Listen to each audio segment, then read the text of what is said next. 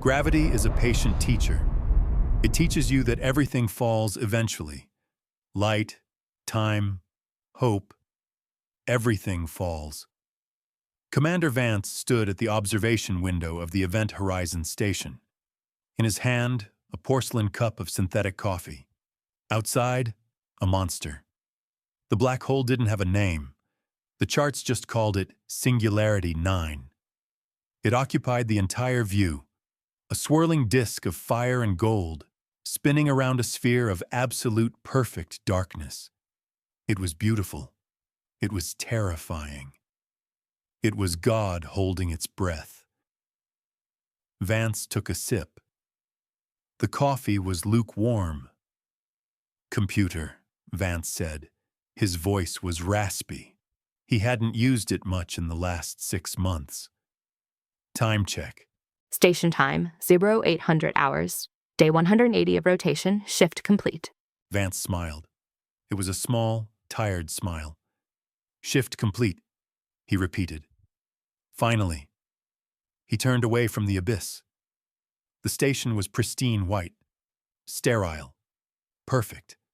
It was a lighthouse built on the edge of hell, designed to beam a warning signal to hyperspace travelers.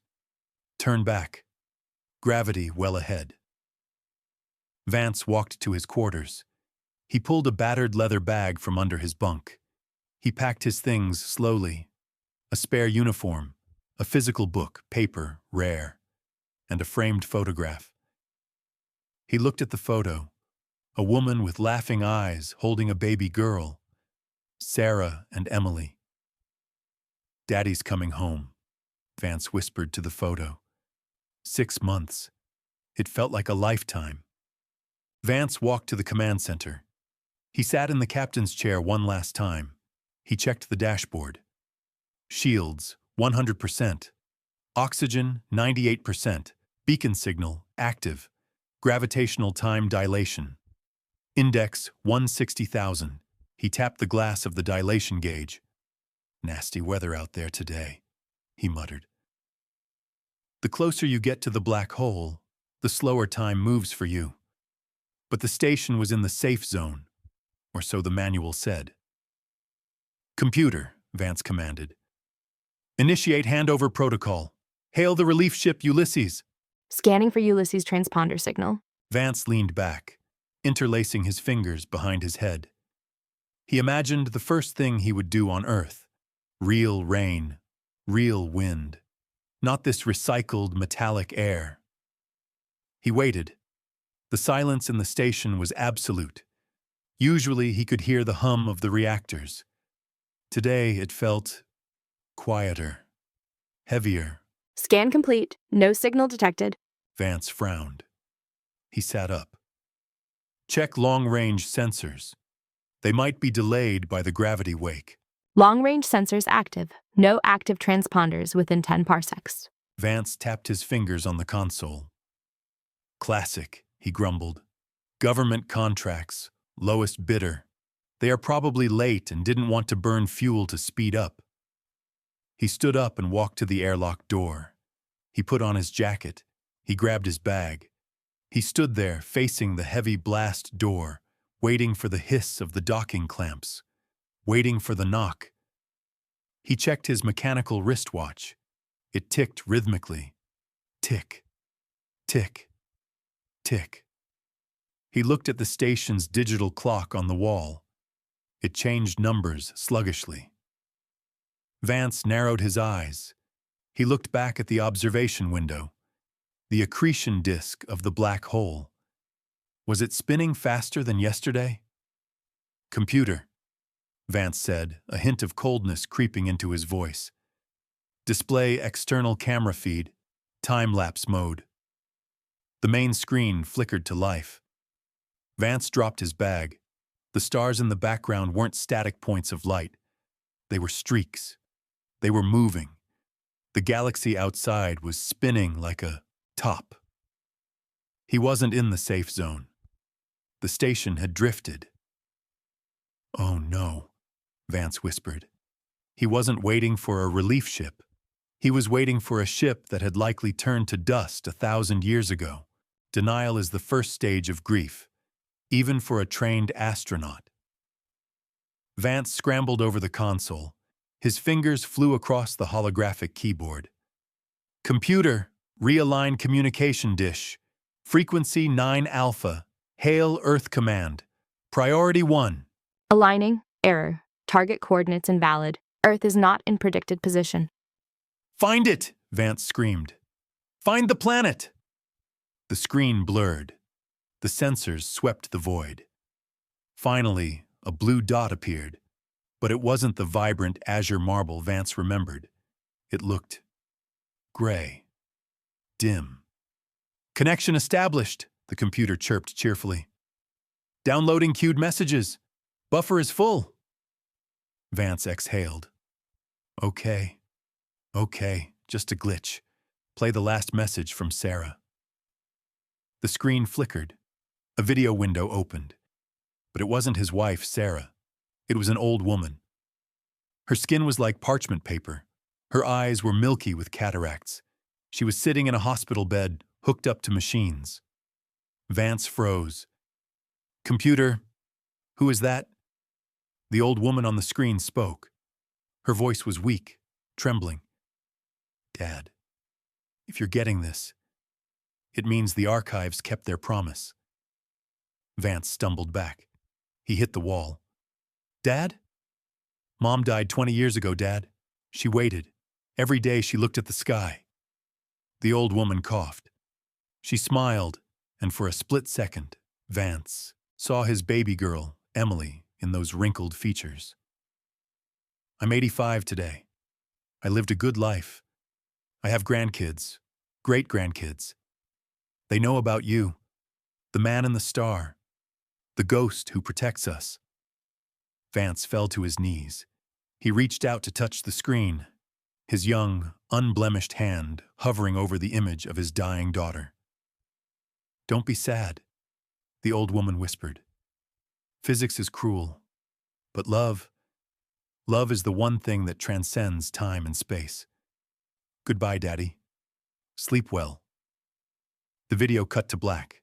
Message end. Timestamp 400 years ago. Vance didn't scream. He didn't cry.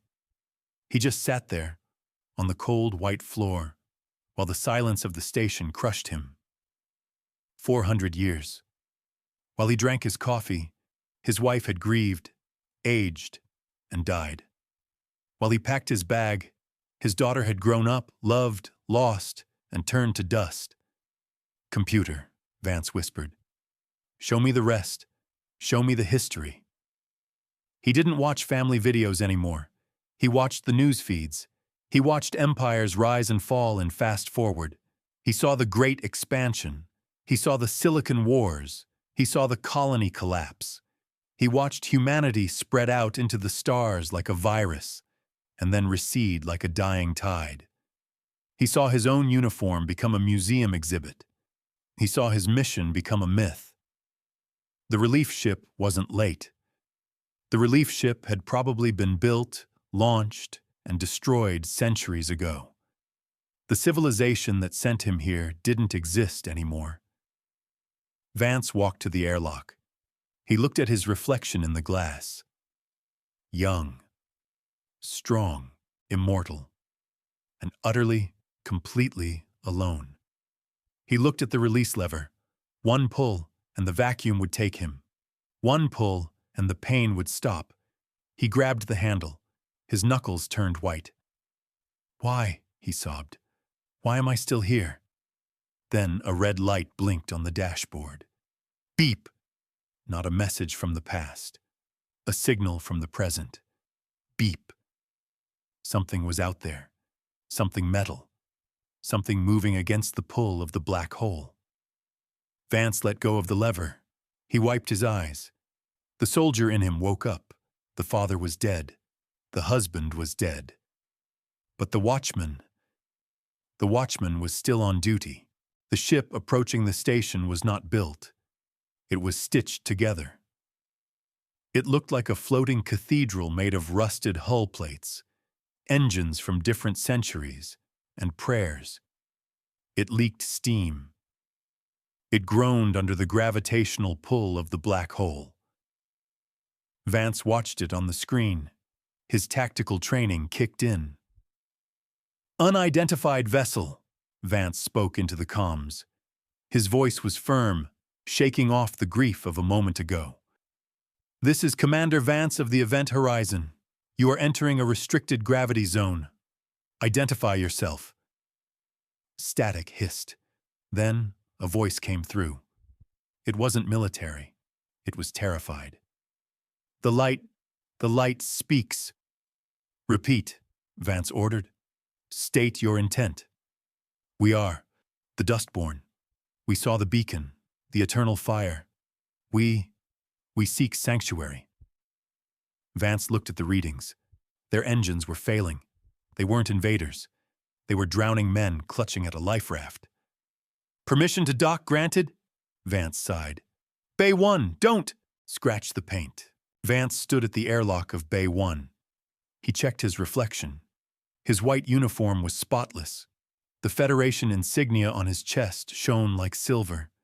He holstered his sidearm, a sleek, energy-based pulse pistol. An antique weapon now. Clang. The docking clamps engaged.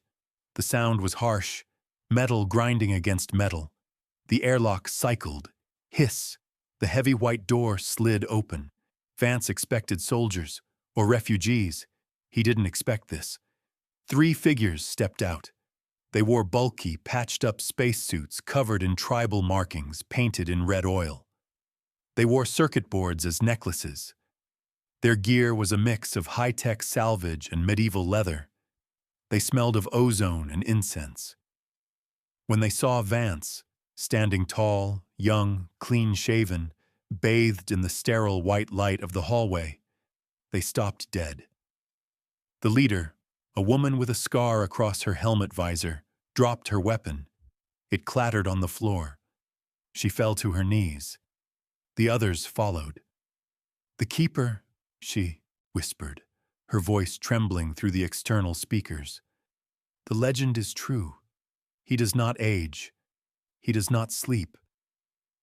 Vance stepped forward, confused. "Get up. I'm not a legend. I'm just the commander." The woman looked up.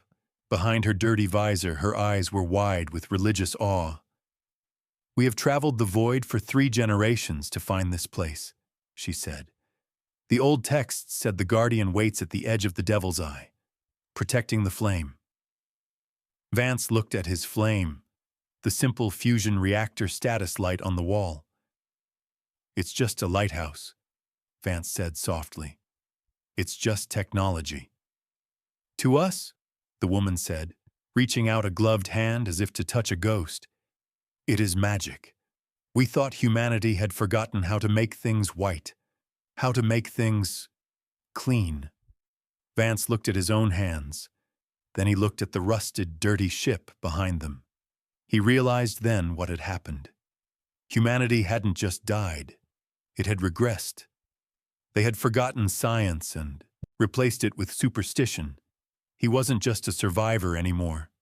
He was a relic. "Come inside," Vance said, lowering his guard. I have real coffee." The mess hall of the Event Horizon was designed for 20 people. Now, it held 4. Vance watched the dust-born pilgrims drink the synthetic coffee. They held the simple white cups like holy chalices. They wept as they tasted it. "It tastes like memory," the leader, a woman named Ilara, whispered. She had taken off her helmet. Her face was scarred, weathered by radiation and hard living. She looked 60, but Vance guessed she was younger than him. "Tell me about the outside," Vance said, sitting opposite her. "Tell me about Earth." Ilara flinched at the name. "Terra is a myth, Keeper," she said. "A tomb world, covered in ice and silent machines. No one goes there. The ghosts of the Golden Age scream too loud." Vance gripped his cup tighter. "And the colonies? The Federation?" "Dust and warlords," Ilara said flatly. After the Great Collapse, we forgot how to build star drives. We forgot how to cure diseases. We forgot everything. We live on ships made of corpses of better ships. She looked around the pristine room. They say the ancients, your people, lived in cities of glass that touched the sky. They say you did not know hunger. Is it true, Keeper? Or are those just stories for children? Vance looked at the screens displaying the station's diagnostics. He looked at his own reflection. It was true, Vance said softly. We had everything. Ilara reached into her pouch and pulled out a small, tarnished data chip. It was thousands of years old. We found this in a ruin on Mars. It is our holiest text, but no one can read the language. She pushed the chip across the table. Vance picked it up. He recognized the format. He slotted it into his datapad. A holographic image sprang up. It was a simple children's cartoon. A brightly colored bear singing about sharing. Sharing is caring. It's good for me and you. The pilgrims gasped. They fell to the floor, bowing to the singing bear. The sacred wisdom, one of them, chanted. Vance stared at the cartoon. Tears welled in his eyes. But this time, they weren't tears of grief. They were tears of bitter irony. The pinnacle of human achievement, his civilization, had been reduced to a misunderstood children's song. Keeper, Ilara said, looking up. Come with us. Return to the fleet. We will build you a throne. You can teach us. You can bring back the light. Vance looked at the singing bear. Then he looked at the black hole outside the window. He thought about his daughter's final message. Love transcends time. Maybe his duty did too. If I leave, Vance said, his voice steady now, the beacon goes dark. We don't need the beacon if we have you, Ilara argued. No. Vance stood up. You don't understand. This station isn't just a lighthouse. It's a library. It's a museum. It's the last place in the universe where humanity remembers who it used to be. He looked at Ilara. If I go with you, I become a warlord or a false god. And when I finally die, the truth dies with me. He walked to the window, placing his hand on the glass, against the terrible gravity outside. I have to stay. Someone has to remember. The airlock hissed, the sound of separation. Vance handed Ilara a heavy metal case.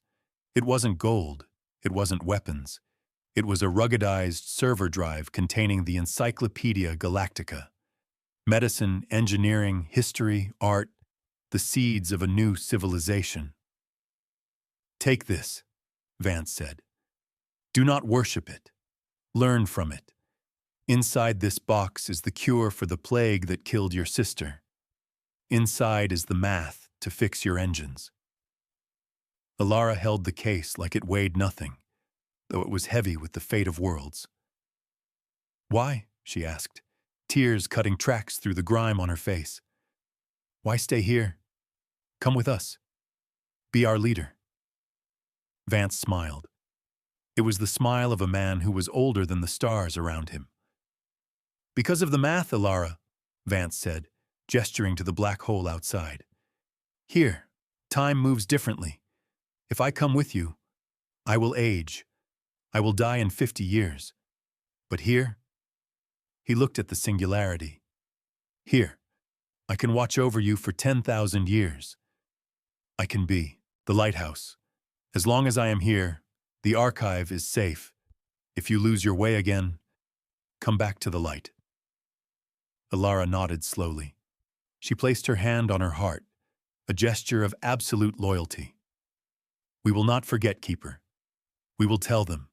The man in the star watches. No, Vance corrected her gently. Just tell them. Vance is on duty. The airlock door slid shut. Thud. Vance walked back to the observation deck. He watched the rusted cathedral ship detach from the station. He watched its engines flare, a dirty, sputtering blue. He watched it slowly accelerate away from the gravity well, carrying the spark of humanity back into the dark. "Computer," Vance said. "Log entry.